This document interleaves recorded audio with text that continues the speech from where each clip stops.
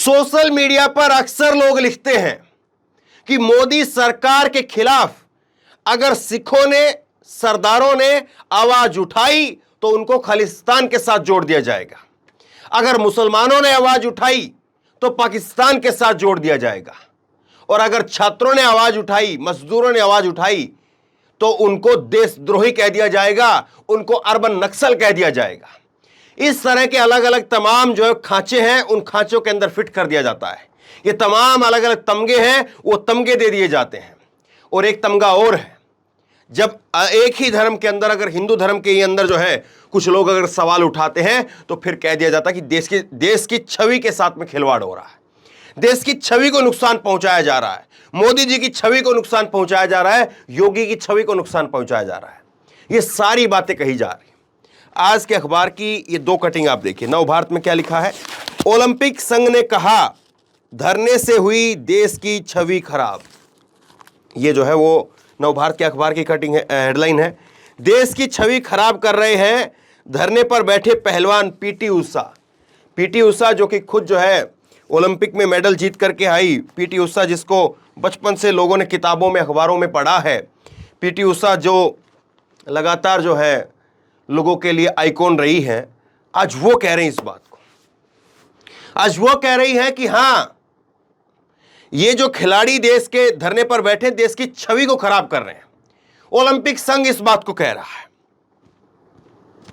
समझ से परे है ना, या फिर समझ गए आप? दोनों बातें हैं। समझ से परे यूं कि ये खिलाड़ियों को आखिरकार धरने पर बैठे तो इससे देश की छवि कैसे खराब हो गई, या समझ इसलिए गए कि हां खिलाड़ी बैठे हैं तो कोई ना पाकिस्तान का एंगल शूट हो रहा है, ना खालिस्तान का एंगल शूट हो रहा है, ना देशद्रोही वाला एंगल शूट हो रहा है, तो देश की छवि वाला एंगल शूट हो रहा है, वो तो लगा दीजिए।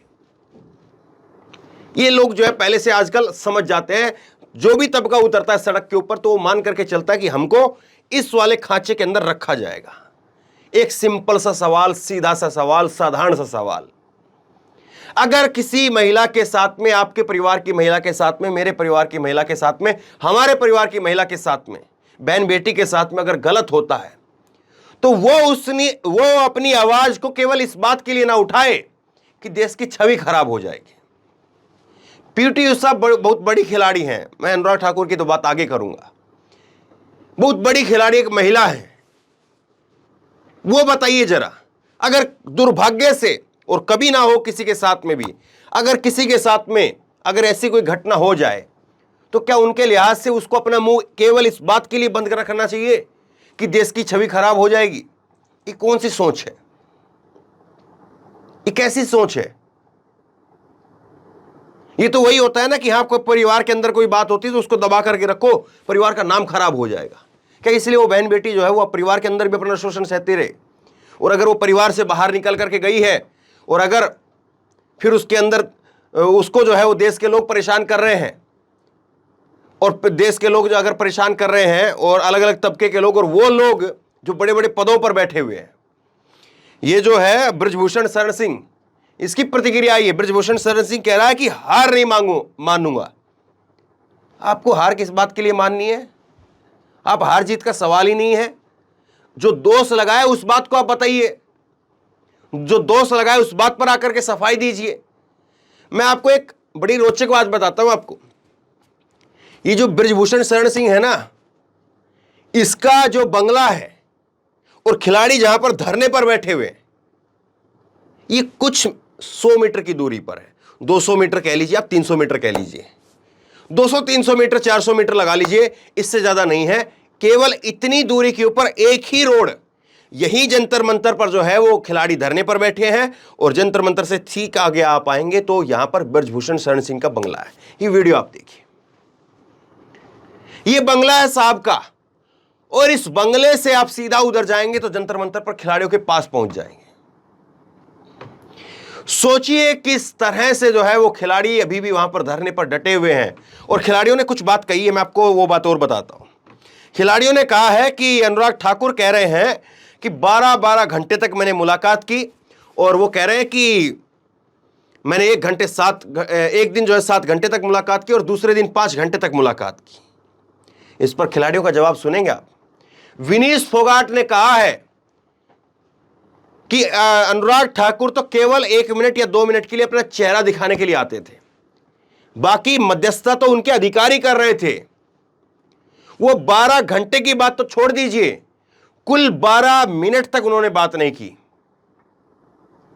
और उसके बाद में जब अनुराग ठाकुर को फोन मिलाया गया तो अनुराग ठाकुर के वो दफ्तर की तरफ से कह दिया गया कि आप बाद में फोन करना, अभी सर बिजी है। इसी तरह से पीटी उषा को जब फोन मिलाया गया तो पीटी उषा ने फोन उठाया नहीं।